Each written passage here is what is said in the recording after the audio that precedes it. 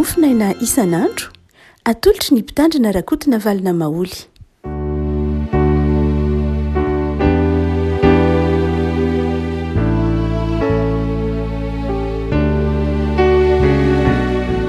Faniravantsika ravako malalatra hatry ity talata voalohan'ny volana aogositra ity ny mofinaina valahatra ho antsika anio dia ny taratasy nosoratan'i Paoly ho an'ny Romanina toko 2:12 andininy 7:10 ka hatramin'ny andininy 2:20. Fakitsika amin'ny anaran'i Jesosy. Fa ianareo jentilisa no itenenako satria apôstôlin'ny jentilisa dia mankalaza ny fanompoko. Raha mba misy azoko ampialina ireo mifanampatsinay amiko mba hamonjeko ny sasany aminy. Fa raha ny fanariana azy no fampihavanana izao tontolo izao, tsy ho fitsanganana maty ny fandraisana azy, ary koa raha masina ny santatra dia masina koa ny vongany, ary raha masina ny fakany dia masina koa ny sampany. Fa raha notapahina ny sampany sasany ary ianao izay tahaka ny hazo oliva maniry ho azy kosa no natsofoka teo aminy mba niombona ny fakany menaky ny hazo oliva, dia aza mirehere amin'ny sampany.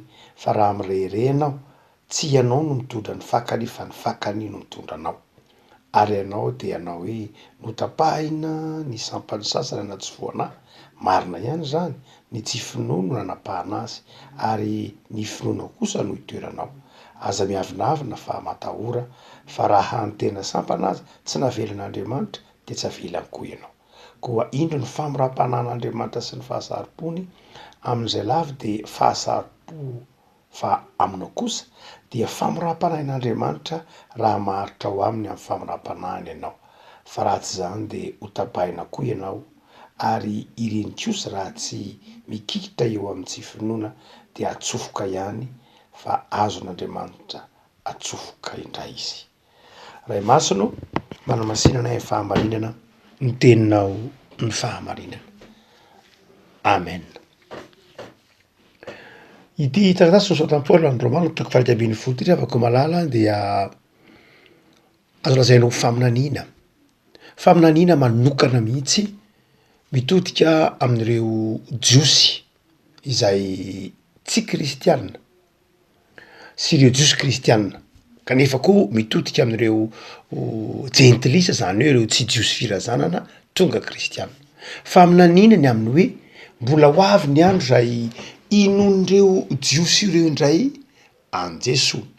Fantatsika tsara fa ny jiosy dia tsy mino an Jesosy, apahany kely tamin'ny jiosy no nino an Jesosy, ry Petera, ry Maria, ry Jaona, ry André, reo vitsivitsy zay tao Jerosalema, ilay fiangonana kely tao tantaratra amin'ny epistily an'ny Hebreo no nino an Jesosy.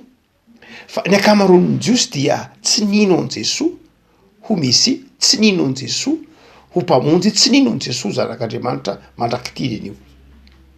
Fa i Paoly kosa eto amin'ity Romanina toko 2:12 ity dia maminany mazava tsara fa ho avy ny andro zay iverenan'ny jiosy indray amin'ny finoana an Jesosy.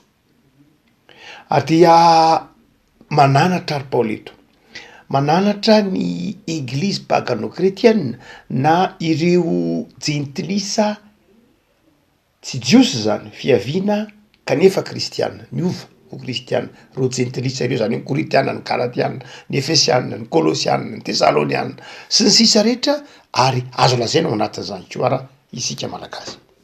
Dia manafatra Paoly amin'ny lafiny zavatra mazava tsara hoe tsy mahazo mireherena reo isika izay tsy jiosy firazanana zany. Tsy mahazo mirehere isika ary tsy mahazo mandatsa koa ny jiosy, satria isika dia noharina amin'ny sampany, fa ny jiosy kosa hoharina amin'ny fakany.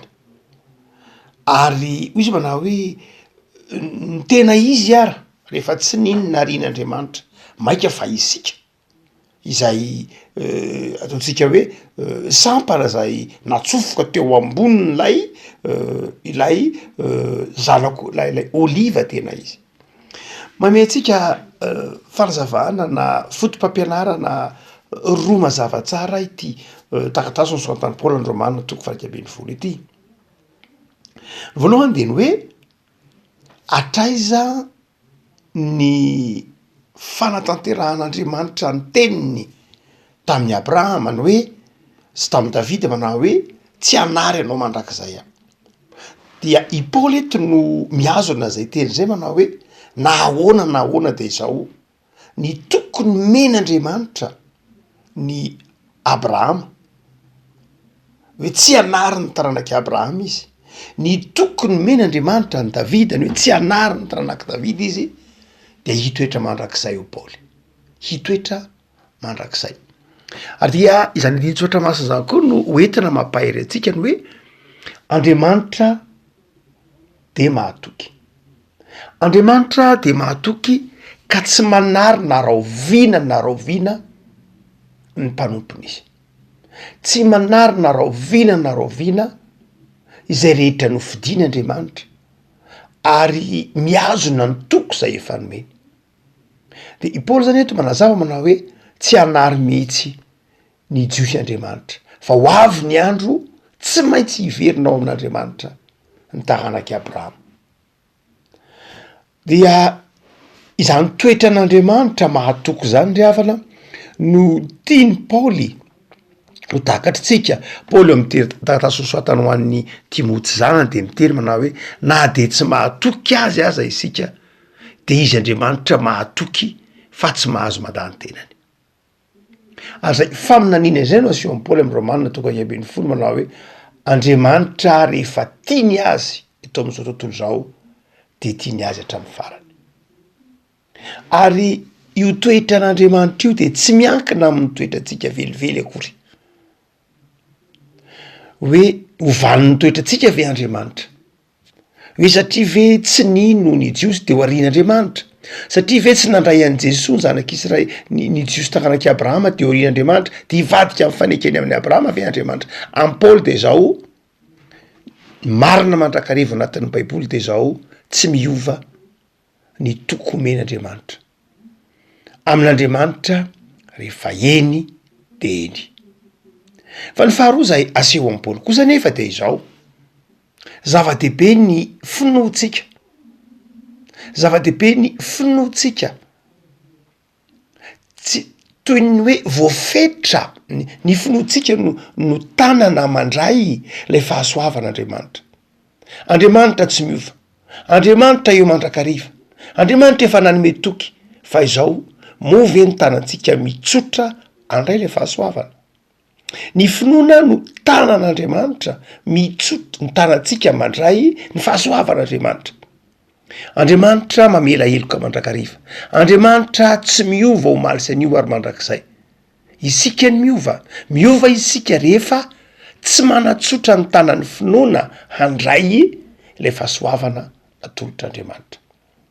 Eo zany lay fifanenantsika amin'Andriamanitra.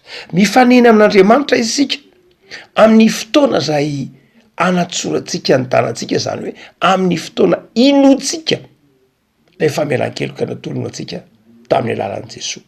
Ny olona zany de izao. Ny zanak'Israely na ny jiosy tsy nino n'Andriamanitra de toy ny olona tsy nanatsotra ny tanany handray lay fahasoavana. Ary dia mandrakariva everitsika fa Andriamanitra manao ny zavatra rehetra, na everitsika fa isika koa manao ny zavatra rehetra amin'izay avovonjy antsika. Andriamanitra manao ny zavatra rehetra amin'izay avovonjy antsika. Naniraka ny zanany tao amin'ny hazo fijaliana izy, nanolotra ny fahasoavanao antsika izy. Fa izao move isika nanokatra ny varavaran'ny fontsika, move isika nanapa-kevitra ino, isika nanapa-kevitra ino no mandray lay fahasoavana natolotr'Andriamanitra. Ary Paoly de mbola manazava manao io fanapa-kevitra mino koa aza mbola tsy heritsika fa mbola hery ny fahasoavan'Andriamanitra ihany. Afako izay afatrafatra izay no tiany Paoly ho takatry ny Romanina. Ilay Andriamanitra manatona ny olona. Ilay Andriamanitra tsy nanavaka na iza na iza. Andriamanitra tsy mijery izay mety ho toetran'ny olona fa tiany olona rehetra ho vonjena na izy na izy. Na jiosy io, na jentrisy io, de samy tiany Andriamanitra ho vonjena. Ny tsy tokony ho adinoantsika de eto amin'izao tontolo zao ihany misy jiosy tsy jentily izy fa ho amin'ny fanjakan'andriamanitra tsy misy jiosy sy tsy jiosy, tsy misy jentilisa sy jiosy. Eto amin'ity zao tontolo zao ihany isika no manana zay fahasamihafana izay ninin'andriamanitra nasiana ny fahasamihafana eto amin'izao tontolo zao mba ampanakarena izao tontolo zao. Nasian'andriamanitra olona manana endrika maro samihafa, volonkoditra maro samihafa, firenena maro samihafa, ilainy zany eto ambonin'ny tany. Matoa nataon'andriamanitra atao anatin'ny fahariana fa izao hatreto amin'izao tontolo zao ihany zany. Fa rehefa tonga ao amin'ny fanjakan'andriamanitra isika de olona iray ihany. Tsy fantatr'andriamanitra, tsy zava-dehibe amin'andriamanitra ny fahasamihafan'izay firenena ipoirantsika, na fahasamihafan'izay mety ho endrika mambika atsika, ny fahasamihafan'izay mety ho mahasamihafa atsika, indraitsika eto amin'izao tontolo zao zany. Fa izao samy nataon'andriamanitra avokoa rehetr'ireo, tsy misy toerana manokana ho an'ny frantsay na ho an'ny malagasy na ho an'ny anglisy na ho an'ny sénégalais, tsy misy toerana manokana hiavahany reny any amin'ny fanjakan'andriamanitra.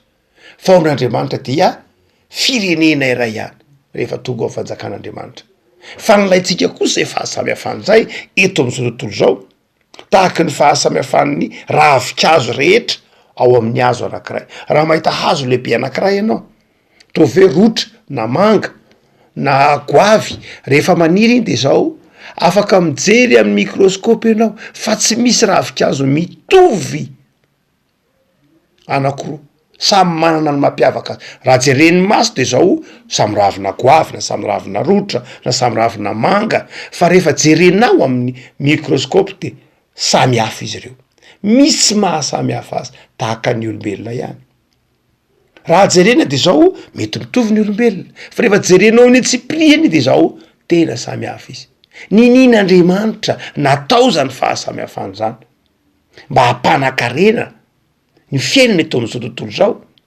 Alaivo sary an-tsaina hoe tsy misy afa-tsy vary ny zava-maniry eto ambonin'ny tany, de mbo anahoana moa ny azambatra atsika? Alaivo sary an-tsaina hoe tsy misy afa-tsy mangahazo ny zava-maniry eto ambonin'ny tany, de mba ahoana moa ny fiainantsika? Alaivo sary an-tsaina hoe tsy misy afa-tsy akoho ny biby nataon'andriamanitra, de mba anahoana moa isika? Fa zava-dehibe mihitsy ilay fahasamihafana amin'ny fiainantsika eto amin'ity zao tontolo zao ity. Fa i fahasamihafana nataon'andriamanitra io de tsy fahasamihafana natao ampisaraka, tsy fahasamihafana natao ifamonona na ifandatsana, fa fahasamihafana natao ifamenona, fahasamihafana natao ampifanatona mba zay tsy ananany anankiray ananany anankiray. Areto de tiany Paoly ho takatry ny Romanina zay. Tiany Paoly ho takatry ny Romanina manao hoe tsy mahazo mieritreritra ny tenanareo marinareo ka handatsany jiosy zay tsy mino, fa miara-miaiky fa izao manana ny fotoanany Andriamanitra ary tsy hanary ny azy Andriamanitra. Revako malala toko ho antsika ny afatry Paoly ho an'ny Romanina amina lafin-javatra roa lehibe. Inona ny mahatoko ho antsika azy? Toko ho antsika voalohany indrindra amin'ny lafiny ara-panahy lay volazantsika teo de izao aikay azotsika takarina, azotsika raisina amin'ny fotoana ankehitriny lay famonjena. Ay fanapahan-kevitra ankehitriny ny hoe ho vovonjy, tsy fanapahan-kevitra amin'ny ho avy fa fanapahan-kevitra ankehitriny. Raha manoratra ny epistily ho an'ny Romanina Paoly de te hitaona ny mpino tao Roma amin'ny ankehitrininy no andraisany an'Andriamanitra, andraisany an' Jesosy. Betsaky ireo manao ampitso lavany amin'ny asan'Andriamanitra, betsaky ireo manao ampitso lavany amin'ny fanapahan-kevitra amin'ny fanompoan'Andriamanitra. De maka ohatra Paoly ny amin'ny jentilisa sy ny jiosy eto, te hitaona antsika manao hoe ankehitriny no andraisanao fanapahan-kevitra amin'ny famonjena. Hotsika hoe betsaka ny mpino no manao andraso. Misy ary moa de te mihitsy manao hoe andraso kely aloha fa mbola nividy omby aho ho le ohatra ao Matio. Andraso kely aloha fa mbola moapakapady aho. Andraso kely aloha fa mbola mividy tany aho. De be dehibe ny andraso ataotsika amin'ilay famonjena izay tian'Andriamanitra ho raisitsika maika. ndray heverintsika fa faty antoka ilay fandraisana an'Andriamanitra amin'ny fotoana ankehitriny fa lay zavatra herehany masontsika no heverintsika ho maika dia manafatra Paoly eto ankehitriny dia azontsika raisina izany famonjena zany. Ndray maka nisy lehilahy anankiray antsoina hoe Polycarpe. Polycarpe dia araky ny lovatsofina dia eveka anankiray zay fantatsika tamin'ny fiangonana voalohany fa i Polycarpe dia ilay amin'ny lovatsofina dia ilay zazakely noraisin'ny Jesoa notrotroiny Jesoa hitantsika amin'ny filazantsara synoptika lay niteninan'i Jesoa manao avy elao ny zaza natona zaza rana fa nytoaza ny fanjakan'Andriamanitra de nandray ny zaza Jesoa dia nitsodrano azy anankiray tamin'ireny Polycarpe. Ary tamin'ny taonjato voaloha zay fantatsika io dia nenjehina moa ny fivavahana kristianina indrindra nomboka tamin'ny andron'ny Néron. Ary aty amin'ny fahalebiazany Polycarpe dia voasambotra izy. De o reo olana nodidina azy manao hoe oninga Polycarpe am'ty taonanao efa lehibe ty manahirana anay no hamono anao na hampijaly anao am'izao taonanao efa lehibe zao ka izao reninga Polycarpe tsy aleonao ve mandà kely an' Jesoa ho tsy Kristy satria tamin'ny andro fiangonana voalohany de izao ny amperorana antsoina hoe Kyrios na Seigneur na tompo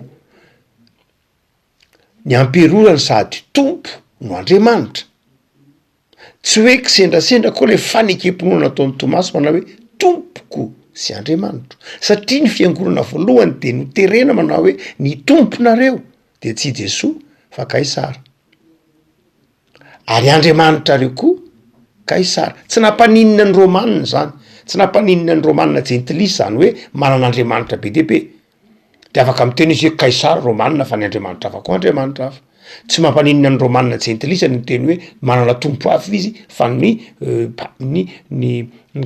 Kaisara na Sezara dia tompo ihany koa fa ny kristianina tsy nanaiky an'izay kristianina tokan'Andriamanitra de tokana ny tompo de novonoina sy noetraketrahana ary nosobana amin'ny fiainan'ny kristianina adetrara tao anatin'izany Polycarpe.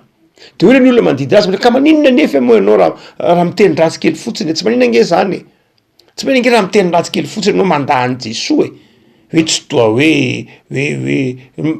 raha manaiky fotsiny ianao manao hoe Kaisara de tompo de fa vita nge io hoy ga Polycarpe manao hoe fa inona moa ny ratsy nataon'i Jesoa tamiko mbola tsy nanisy ratsy aizy am'izao fahalebiazako efa 90 taona zao mbola tsy nanisy ratsy ahy izy ko ahoana re no ivadiako am' Jesoa de maty martio izy rehavako ho atsika kristianina am'izao andro ankehitriny zao ankehitriny Andriamanitra ny te hitona atsika andraizany famonjena zany ka afaka hiteny tahaka amin'ny Polycarpe manao hoe za mbola tsy nanisy ratsy Andriamanitra mbola tsy nanisy ratsy a Jesoa ko ahoana re no ivadiako am' Jesoa nanisy zavatra tsara mandrakariva tao amin'ny fiainako Andriamanitra ko ankehitriny aho de mandraiza ny famonjena nataon'Andriamanitra izany fa tsy de zay loatra moa no hitan'ny olona ankehitriny ndiavako malala fa mieritreritra ny olona fa afaka miandry Andriamanitra eny miandry atsika nge izy araka ny teny manao hoe indro efa mitsangana am-baravahana de mandondona miandry izy mandodona izy anio mandodona izy apitso raha mbola eo sika raha mbola velona sika de miala nenina mandrakariva Andriamanitra miala nenina mandrakariva fa ny mahamaika an'Andriamanitra de zao ankehitriny zao ianao mandray an' Jesoa ny antsony hoe mandray an' Jesoa amin'ny taratasoan'ny Romanina dia ny finoana ny famelan-keloka nataony ndray makamonjy ao anao ny fanekenao hanaiky hoe tompo za mandray anao za mino fa ianao lay zanak'Andriamanitra tompo za mino lay famelan-keloka natolotro ndray maka atao amin'ny azy fijaliana tompo za mino fa ianao lay zanak'Andriamanitra teraka tao Nazareta lehibe tao Nazareta teraka tamin'ny Betlehema